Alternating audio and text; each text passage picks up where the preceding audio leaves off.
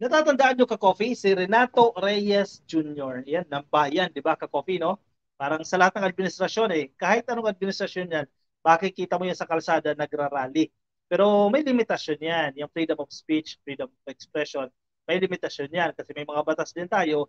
Halimbawa, yung pagsusunod nitong FAG ni Pangulong Bongbong Marcos, syempre, nagkukos yan ng mga polusyon, nagiging violation yan sa batas. Dahil po dyan, nasampahan siya ng kaso. Kaya ang tanong, makukulong ba ito? Makukulong ba o maraming resources din ito at kukuha ng magaling na abogado at hindi makukulong? Kung inyong matatandaan ka, Coffee, nang SONA ata ito ka, Coffee, no? Nagkaroon ng kilos protesta. Every year naman yan, nagkakaroon ng kilos protesta. Nagrarally itong mga tao, nagsisisigaw itong mga tao, at iyan, hindi nawawala itong pagsusunog ng materyales na ito. Yung iba, gawa pa at sa styro, ito ka, Coffee, no? Gawa sa mga plastic. Ang problema, nakasisira sa ating polusyon, sa ating kalikasan. Dahil po dyan, nababiolate nila yung mga existing laws natin. Again, hindi dahil pinupolitika o dahil paglabag ito sa freedom of speech, pero dahil paglabag ito sa existing laws, may nag-exist na batas tayo na makasisira halimbawa sa ating polusyon. Dahil po dyan, yan po ang ginamit ng Quezon City Police District para sampahan ng criminal cases itong grupo po ni Renato Reyes Jr. Tanong, makukulong ba siya? Ano nang estado dito sa kaso na ito? Anyway, may recent kasi, last day ata, 2 days ago ka-coffee, may nilabas po silang affidavit, no? Basahin natin ang balitang ito ng Inquirer.net. Ito pong grupo and artists respond to criminal raps. Criminal ito ha, ka-coffee, criminal case ito na isinampa dahil sa pagsusunog po ng FAG ni Pangulong Bongbong Marcos. Ito ka-coffee yan, kung makikita ninyo yung ulo, yan, parang ulo na yan, sinusunog nila yan ka-coffee. Siyempre, pagpapakita yan ng disgrace o ano ba, pag hindi pagsang-ayon sa kung sino man yung sinusunog nila. In short, in other terms, pambabastos, kung sino man po yung sinusunog nila. At sa case na ito, si PBBM. Malinaw naman yan. Ayaw nila, di ba, kay PBBM. Activist group Bayan President Renato Reyes Jr. Kilala nyo naman yan dahil bawat administrasyon, nasa kalye yan, no? Parang ang sabi nga ng netizens dyan hindi na to naging satisfied sa kahit na sinong umupo. Kahit kaibigan na siguro yung upo dyan, nadjadyan pa rin po, magrarally pa rin po yan. Hindi pa rin siya magkukontento dyan. Anyway, baka may pinaglalaban, di ba? Activist group Bayan President Renato Reyes Jr. and artist Max Santiago have filed their counter affidavits on Friday in response to cases filed by Quezon City Police District. Again, hindi si PBBM ang nagsampa ng kaso dito, kundi ang Quezon City Police District. In August, QCPD charged Reyes and Santiago because of their demonstration involving the burning of an effigy of President Ferdinand Bongbong Marcos Jr. So syempre, sasabihin ng iba dyan, naku, nagrarally lang, bakit di pa kukulong? Nasira na naman yung freedom of speech dyan. Yung karapatan nilang mag-rally, karapatan ng taong bayan dyan, ka-coffee. Yung freedom of expression nila, naki-question na naman dito ka-coffee. Yun ba ang dahilan? Malinaw na sinasabi ng Quezon City Police District, hindi yun ang dahilan. Pwede ka mag-rally dyan, magsisigaw ka dyan, basta wala ka ibang batas na ma-violate. Kasi kapag hindi natin sinunod itong mga batas na nakasete, parang tayo mga hayop dito. Wala na tayong sinusundan, no? Wala na tayong rules na dapat sundin. Naganap po ito during the President's delivery of his second State of the Nation address nitong Hulyo. According to the police, Reyes and Santiago violated Public Assembly Act of 1985. Ang tagal na pala nito ka-coffee, Public Assembly Act of 1985. Ako, ilang dekada na po yung batas na yan.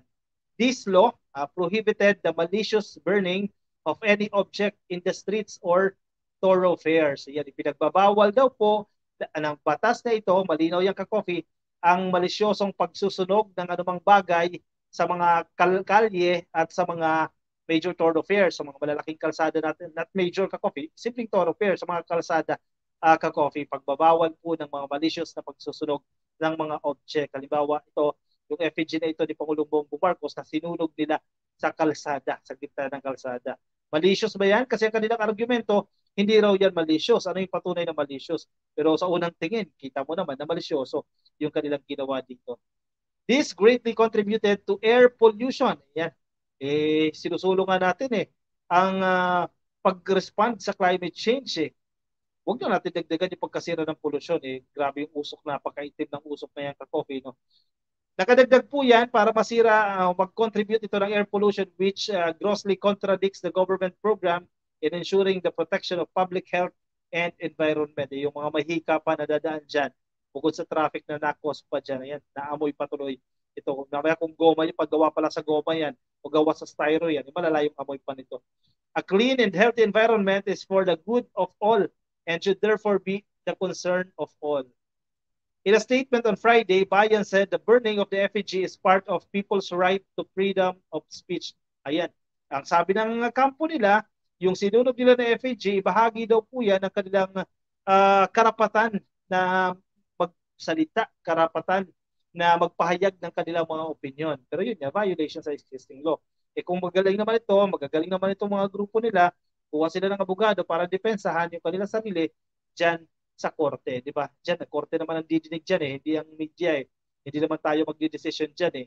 Eh ang korte ang tutukoy diyan kung tama ba, may probable cause ba dito sa ginawa nila, may issue ng warrant of arrest para mahuli or maparusahan kung magiging guilty itong mga to.